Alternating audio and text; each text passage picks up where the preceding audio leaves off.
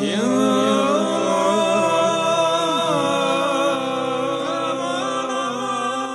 Ganjil 2021.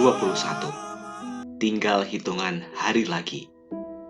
Misteri mengenai apa yang akan terjadi di tahun Ganjil 2021 ternyata sudah digambarkan dalam prediksi ramalan orang-orang terdahulu.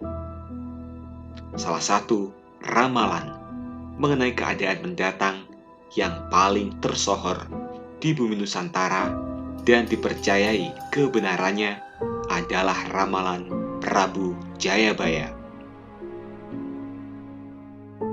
Prabu Jayabaya sendiri telah menyebutkan bahwa 2021 masuk dalam tahun Suryo yang dimulai pada tahun Suryo 2021 sampai 2100, yaitu zaman Kolo Suroto, yang berarti zaman halus, di mana di tanah Jawa banyak orang-orang yang manis budi dan lemah lembut.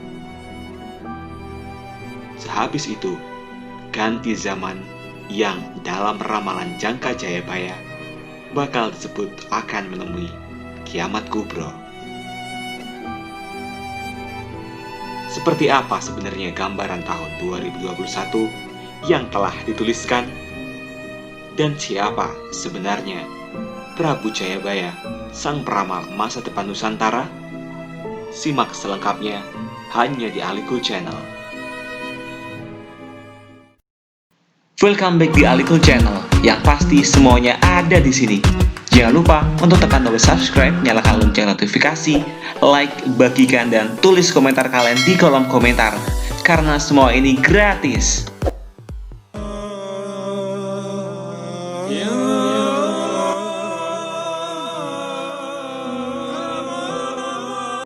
Jayabaya sejauh hari sudah meramalkan kedatangan bangsa asing ke Nusantara.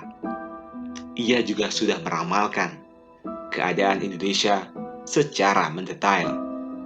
Bahkan sudah juga meramalkan hadirnya Sang Ratu Adil. Tapi, siapakah sebenarnya Jayabaya tersebut? Sebelum itu, mari kita simak beberapa ramalan Prabu Jayabaya yang terkemuka di seluruh Nusantara. Wong jahat munggah pangkat, yaitu orang jahat naik pangkat. Wong cilik akeh sing kepencil, maksudnya adalah rakyat kecil banyak yang tersingkir. Wong mulya dikunjara, orang yang mulia dipenjara. Sing curang garang, yang curang malah berkuasa. Sing jujur kojur, yang jujur justru sengsara.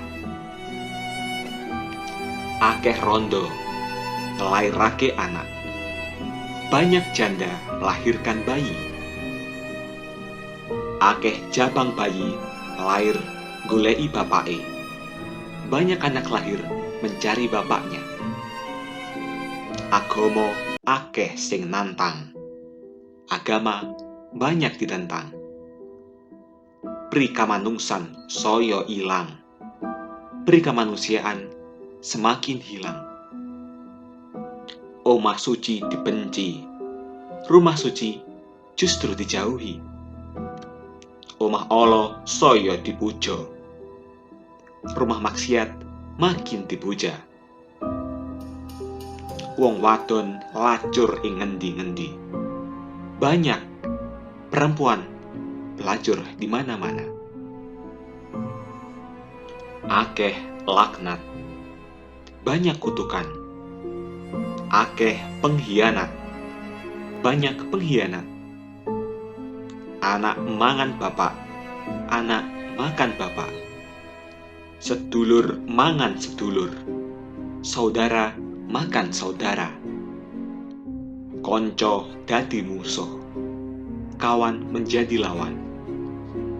guru disatru, guru dimusuhi. Tonggo podo curiga, tetangga saling curiga. Pedagang akeh sing kepelarang, pedagang banyak yang tenggelam. Wong main akeh sing dadi, penjudi banyak merajalela. Akeh barang haram, banyak barang haram. Akeh anak haram, banyak anak haram. Wong wadon melamar wong lanang, perempuan melamar laki-laki. Wong lanang ngasurake derajate dhewe, laki-laki menghina derajat sendiri. Akeh barang-barang mlebu luang, banyak barang-barang terbuang-buang. Akeh wong kaliren lan wudo, banyak orang lapar dan telanjang. Wong tuku ngeleni sing dodol, pembeli membujuk penjual. Sing dodol akal-okol, si penjual membujuk si penjual. Wong nggolek pangan kaya gabah diinteri, mencari rezeki ibarat gabah ditampi. Itulah beberapa ramalan yang tersohor dari Prabu Jayabaya. Jika dilihat di tahun 2020 ini, sudah jelas memang benar banyak yang telah terjadi. Akankah benar adanya ramalan Jayabaya terbentuk juga di tahun 2021? Lantas, siapakah sebenarnya Prabu Jayabaya itu?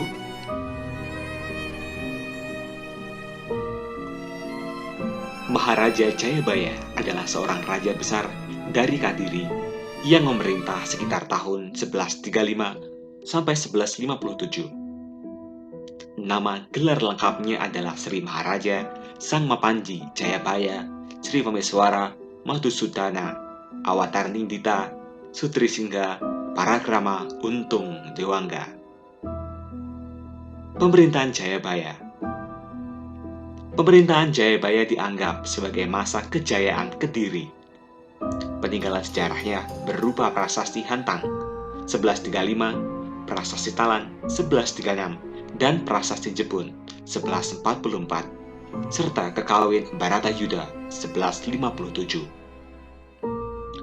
Pada prasasti Hantang atau biasa juga di prasasti Ngantang, terdapat semboyan Panjalu Jayati yang artinya Kediri menang.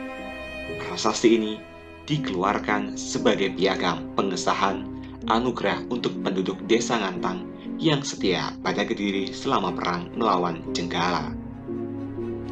Dari prasasti tersebut dapat diketahui kalau Jayabaya adalah raja yang berhasil mengalahkan Jenggala dan mempersatukan kembali dengan Kediri. Jayabaya dalam tradisi Jawa. Nama besar Jayabaya tercatat dalam ingatan masyarakat Jawa, sehingga namanya muncul dalam kesusastraan Jawa zaman Mataram Islam atau sesudahnya sebagai Prabu Jayabaya. Contoh naskah yang menyinggung tentang Jayabaya adalah Babat Tanah Jawi dan Serat Aji Pamoso. Dikisahkan Jayabaya adalah titisan Wisnu. Negaranya bernama Widarba yang berkota di Mamenang. Ayahnya bernama Gendrayana, putra Yadayana, putra Paragasit, putra Abimanyu, putra Arjuna dari keluarga Pandawa. Permaisuri Jayabaya bernama Dewi Sara. Lahir darinya Jayamijaya, Dewi Pramesti, Dewi Pramuni, dan Dewi Susanta. Jayamijaya menurunkan raja-raja tanah Jawa, bahkan sampai Majapahit dan Mataram Islam. Sedangkan Pramesti menikah dengan Astradharma Raja Yawastina, melahirkan Angking Dharma Raja Malawapati. Jayabaya turun tahta pada usia tua. Ia dikisahkan Moksa Gidi Menang, Kecamatan Pagu, Kabupaten Kediri. Tempat petilasannya tersebut dikeramatkan oleh penduduk setempat dan masih ramai dikunjungi sampai sekarang.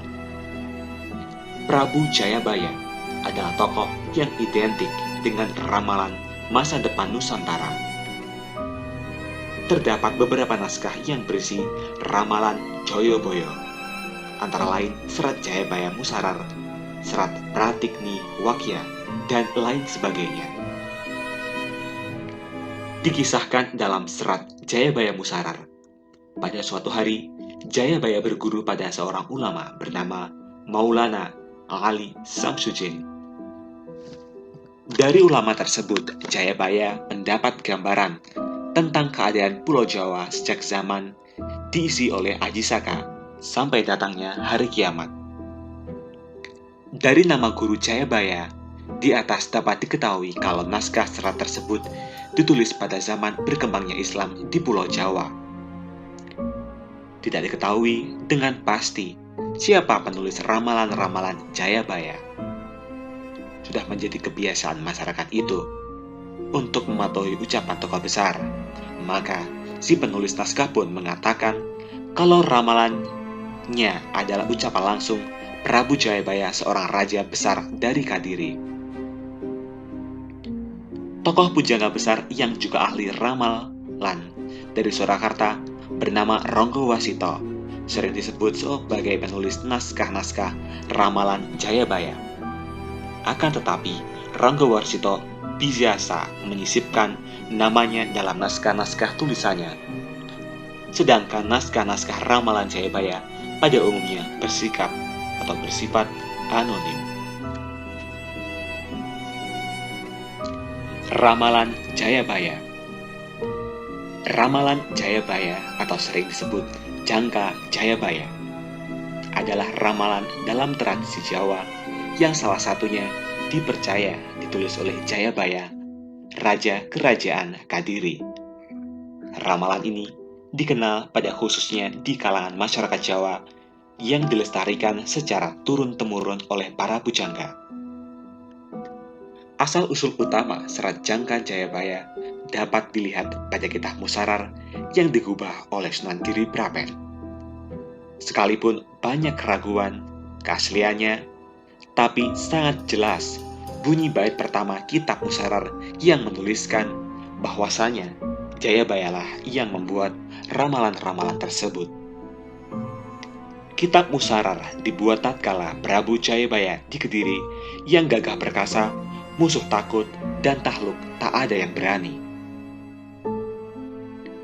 Meskipun demikian, kenyataannya dua pujangga yang hidup sezaman dengan Prabu Jayabaya, yakni Empu Sedah dan Bu Anuluh, sama sekali tidak menyebut dalam kitab-kitab mereka Kakawin Baratayuda, Kakawin Hariwangsa, dan Kakawin Gatot Casraya bahwa Prabu Jayabaya memiliki karya tulis. Kakawin Baratayuda hanya menceritakan peperangan antara kaum Kurawa dan Pandawa yang disebut peperangan Baratayuda.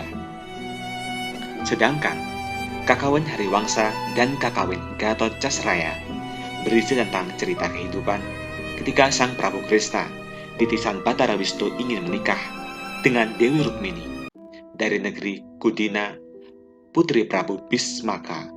Rukmini adalah titisan Dewi Sri. Dari berbagai sumber dan keterangan yang ada mengenai ramalan Jayabaya, pada umumnya para sarjana sepakat bahwa sumber ramalan ini sebenarnya hanya satu, yakni Kitab Asrar atau Musarar, karangan Sunan Giri Prapen, Sunan Giri ketiga, yang dikumpulkan pada tahun Saka 1540 sama dengan 1028 Hijriah sama dengan 1618 Masehi. Hanya selisih 5 tahun dengan selisih kitab Pararaton tentang sejarah Majapahit dan Singosari yang ditulis di Pulau Bali 1535 Saka dan 1613 Masehi. Jadi, penulisan sumber ini sudah sejak zamannya Sultan Agung dan Mataram bertahta pada 1613 sampai 1645 Masehi. Kitab Jangka Jayabaya pertama dan dipandang asli adalah dari buah karya Pangeran Wijil I dari Kadilangu, sebutannya Pangeran Kadilangu II, yang dikarangnya pada tahun 1666 sampai 1668 atau Jawa 1741 sampai 1743 Masehi. Sang pujangga ini memang seorang pangeran yang bebas, mempunyai hak merdeka, yang artinya punya kekuasaan wilayah atau perdikan yang berkedudukan di Kadilangu, dekat Demak. Memang beliau keturunan Sunan Kalijaga, sehingga logis bila beliau dapat mengetahui sejarah leluhurnya dari dekat, terutama tentang riwayat masuknya Sang Brawijaya terakhir atau kelima mengikuti agama baru, Islam, sebagai pertemuan segitiga antara Sunan Kalijaga, Brawijaya keempat, dan penasihat Sang Baginda bernama Sabdo Palon dan Nyaya Genggong. Di samping itu, beliau menjabat sebagai kepala jawatan pujangga Keraton Kartasura tatkala zamannya Sri Pakubuwono II 1727 sampai 1749. Hasil karya sang pangeran ini berupa buku-buku misalnya Babat Pajajaran, Babat Majapahit, Babat Demak, Babat Pajang, Babat Mataram, Raja Kapa-Kapa, Sejarah Empu, dan lain-lain.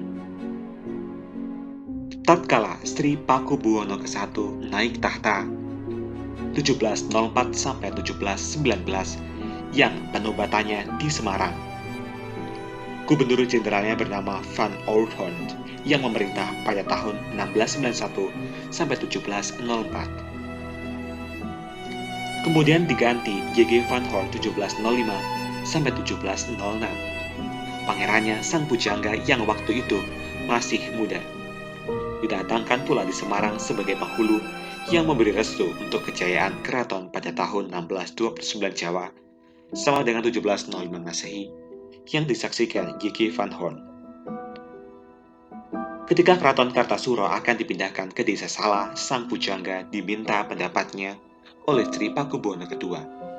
Ia kemudian diserahi tugas dan kewajiban sebagai peneliti untuk menyelidiki keadaan tanah di desa Salah yang terpilih untuk mendirikan keraton yang akan didirikan tahun 1669 Jawa atau 1744 Masehi.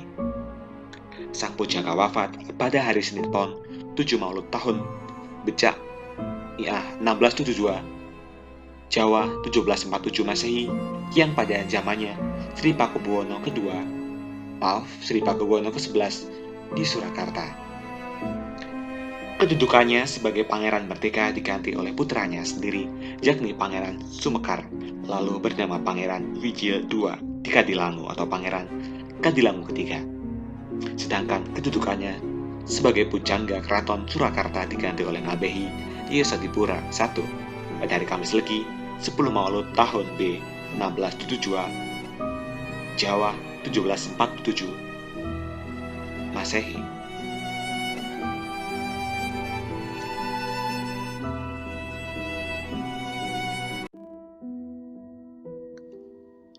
Itulah tadi ulasan singkat mengenai ramalan Jayabaya di Nusantara, khususnya tahun Ganjil 2021. Dan itulah tadi sebenarnya siapakah Prabu Jayabaya sesungguhnya. Apakah kalian percaya dengan ramalan tersebut? Tulis komentar kalian di kolom komentar. Jangan lupa like, komen, bagikan informasi ini. Semoga bermanfaat dan nantikan video-video terbaru selanjutnya. Terima kasih.